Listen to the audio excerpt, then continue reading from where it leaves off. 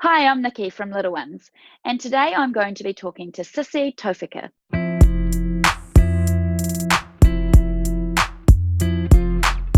She's a registered physiotherapist, nutritionist, and life coach who works holistically with families and children. Her company is called Absolute Potential Health and Performance, and it's a one-of-a-kind wellness studio in the Sunshine Coast. Sissy is mother to a 2-year-old little girl.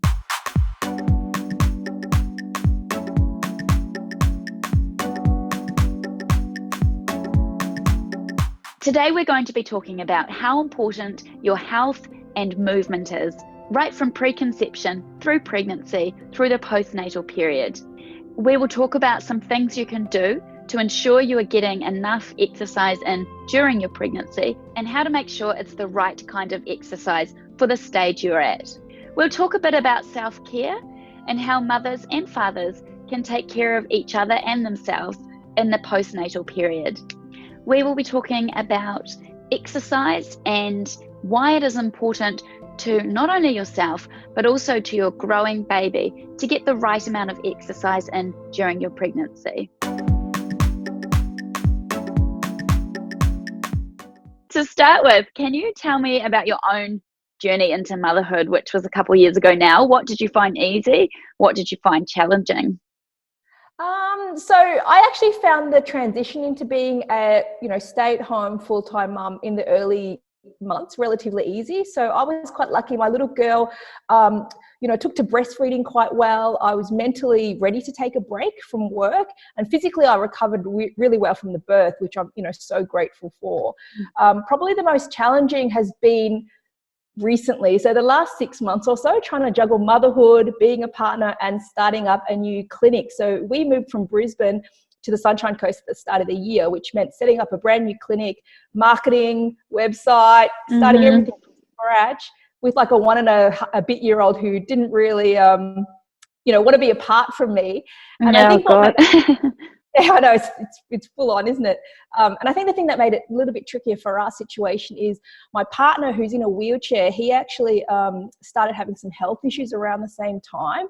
So it was really quite a difficult time because I felt so torn between wanting to look after my family and wanting to get started with this business that I'm so passionate about. So it really, really highlighted to me that whole mum guilt phenomenon, which we all, have experienced, because I felt guilty for wanting to spend time on my business when, because I felt like that was taking time away from taking care of my family and my little girl and my partner.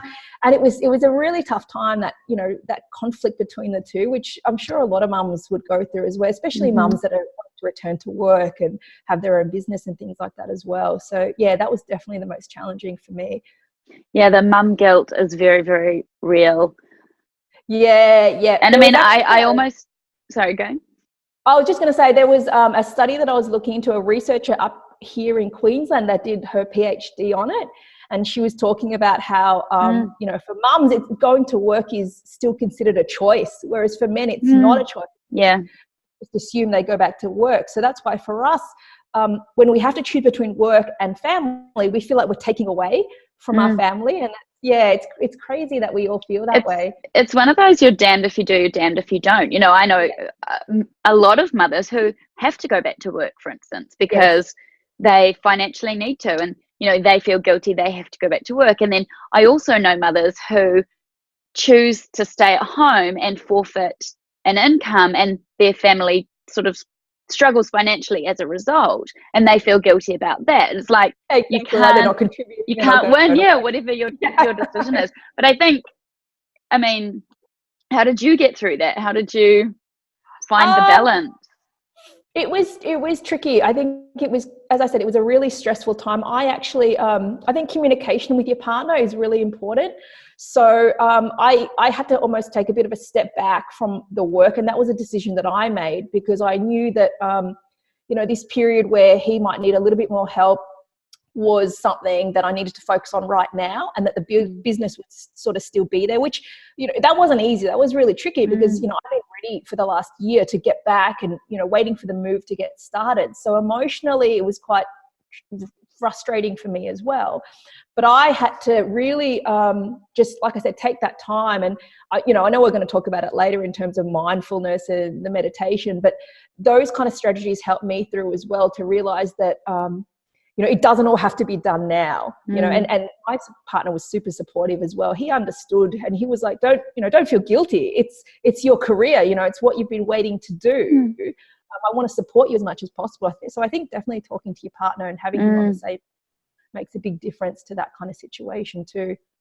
I think so. So what is it that you do? And I know you're working in maternal health as well. Why are you so passionate about that area? Yeah, so it's so my qualifications, I'm a registered physio, an integrative movement specialist, but I'm also a nutritionist and a life coach. So sometimes I say I'm an integrative health practitioner, because that's really what I do. So I take all my skills and knowledge in all those areas and combine them to work with the families and children in a holistic manner, if that makes sense. So whether that be sort of from preconception or prenatal and post-natal help, working with parents to help them regain their health. I also work specifically with babies and children, so in the early intervention pediatric area, but look at the physical as well as I said, the diet and nutrition as well. And in regards to why I became so passionate about maternal health, definitely becoming a mum. I think it's so cliched. Everyone says your life changes, and it totally does. And for me, although I've always worked holistically, that target group of wanting to work with mums, parents, and helping them to support them to achieve their best health so they can be the best parents they can be, that became so important for me, because I really realized that when we're not feeling our best, it's so hard to give 100% and be that parent that you want to be. And that has a big carry-on effect to the health of our children. And really that's what I want to do. I want to help change the trajectory of our children's current health situation. It's so scary to think about, there's 10-year-olds with type 2 diabetes. I know. There's obesity is a problem in like 6 or 7-year-olds. And yet we have so much influence over that as parents. So if we can feel good, if we can feel our best, then we can be the best example for our kids. Well, that's exactly right. We're modeling exactly what they should be doing and thinking, and how they should be like reacting and responding to food and to exercise and to mental health. And it's funny, like, you hear so many parents are like, telling their kids that they've got to eat healthy, but then if you're eating not so great stuff, that's the stuff they pick up on. And that's where, it's so important to take care of yourself first, and then you can be that parent that you want to be, and you can grow happy and healthy kids. So do you do one-on-one training? Do you do clinics, classes? How exactly does that operate? So I do a bit of both. So I work one-on-one with, so as I said, I work with couples on the preconception stage. So falling pregnant naturally. So that's with mum and dad, because both are super important in that stage of life. I do one-on-one sort of pre and post-natally. So mums that are experiencing, post-pregnancy issues, dads as well that are wanting to get back into shape, because it's so hard with, having kids. That's where I really specialize, is in kind of customizing fitness to fit into busy family life. And the other thing I do too is I run a prenatal workshop. So it's an 8-week workshop, a small group, so 8 mums or so. And basically I go over not only the physical side of things, the nutrition side of things, but also the mindfulness side of things, the importance of sleep. So it's a really holistic workshop in a group situation, which then becomes almost like your little mums group. Sort of starts while they're pregnant, and then they can carry on that relationship, because community is so important. Support network is massive.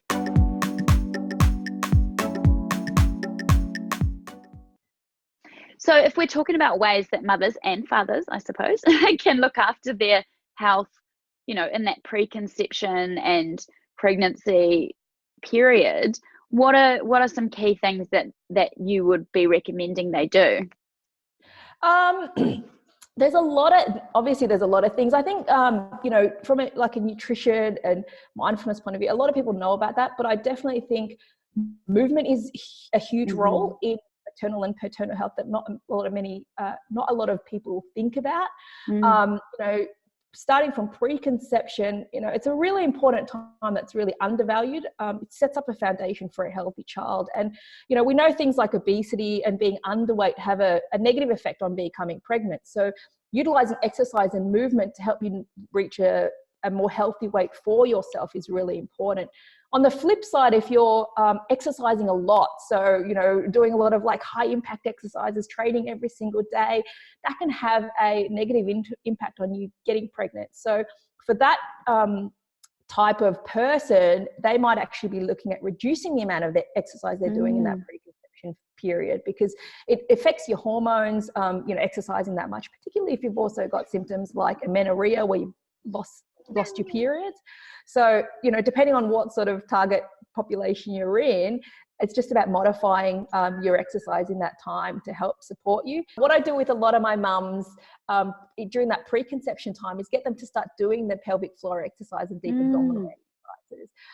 It's, so much harder to do these things after everything's stretched out, for lack of a better word. So being able to... A very descriptive explanation. Look, I think it's great that they have physios. I don't know if they do that in New Zealand, but in Australia, they do have a physio come in and see you the day after you've given birth to go over pelvic floor exercise. Yeah. It's great that they do it. Yeah. It's great that they do it. But when you think about it, the day after you've had a baby, there's no way knowing you're taking on any of that information. And, you do have to seek external help. And, there's a lot of women, as you would know, that experience, the diastasis recti, the separation, prolapse, incontinence. And I think starting a lot of these exercises before you even get pregnant just helps you to lay down, again, that really strong foundation. So you're stronger through pregnancy and recover a lot better afterwards. And I guess that then leads into that prenatal pregnancy period. Exercise, is super important. Like I'm a huge fan of doing exercise, but I think it's really important not to overdo it when you're pregnant. We're not talking about people that, have always lifted weights, have always run a lot. Those people generally can keep exercising up until a certain point in their pregnancy. But for those people as well, it's important that they listen to their bodies, because physically there's so many changes that go on in your body when you're pregnant. From hormones are different, musculoskeletal changes, you've got physiological changes, and your body's just not the same when you're pregnant, no matter what anybody says.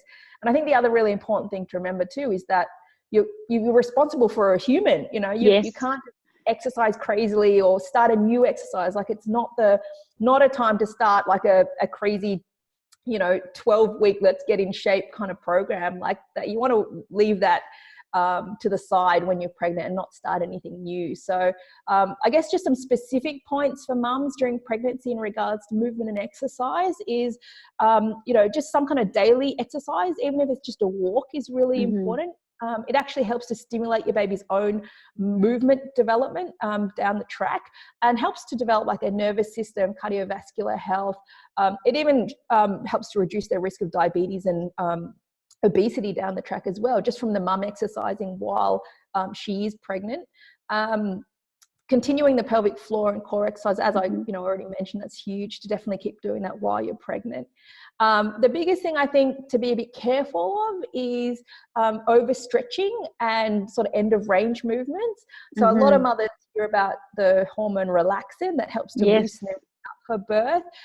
It makes you feel like you've got more flexibility and mobility, but it also means you're at higher risk of injury. So it is why so many women experience SIJ or sacroiliac pain during pregnancy, and that's due to those ligaments starting to relax a bit more, and then us, having issues with walking and rolling around and things like that too. I really like natural movements too. I think just normal things like swimming or gardening or even just squatting are really, really important.